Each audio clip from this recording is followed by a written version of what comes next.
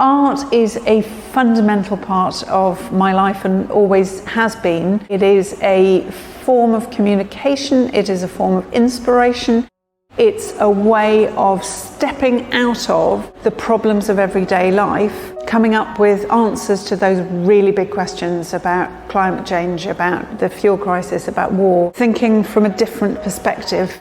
I'm Alison Bevan and I'm the director of the RWA, the Royal West of England Academy. The RWA is an extraordinary institution. It is one of the longest continually running art galleries and art schools anywhere in the country. My typical day can involve going to the home of a collector and actually seeing these masterpieces of historic art on their walls, or going to an artist's studio and seeing how they create their work, and that's such a privilege. We're currently promoting submissions to the annual open, so we're frantically trying to get people to submit their work, and then we'll be all about promoting to make sure that people come and see those artworks and perhaps buy one. We put on exhibitions like the annual open, where somebody who has never exhibited before can have their artwork next to one of the leading names in the country and stands the chance of having their work seen and loved and maybe bought by a new audience.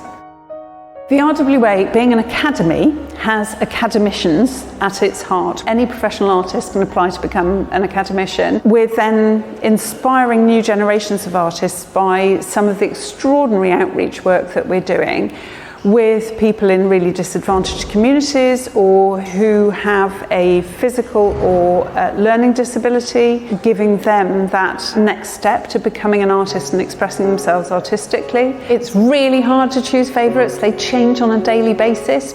At the moment, in our Earth exhibition, I love the Yinka Shonobara, the sculpture of a little boy with the world as his head and carrying the weight of plastic waste from the computer industry on his back. It's both humorous and thought-provoking, really fantastic piece of work. And then in the historic gallery, the one that I probably love most at the moment is the Graham Sutherland, which is of a miner emerging out of a mine. I love the immediacy of his works on paper. You can see his pencil line. It's a real mix of media and textures. What people don't seem to know about the RWA is that it's a completely independent charity, self-funding. Every pound that people spend with us, whether it's buying a ticket or buying an artwork or a cup of coffee or something from the shop, is not only helping the artist whose artwork you've bought or the cafe, it's also helping our independent charity to really take art and creativity to some of the most disadvantaged individuals and communities across Bristol.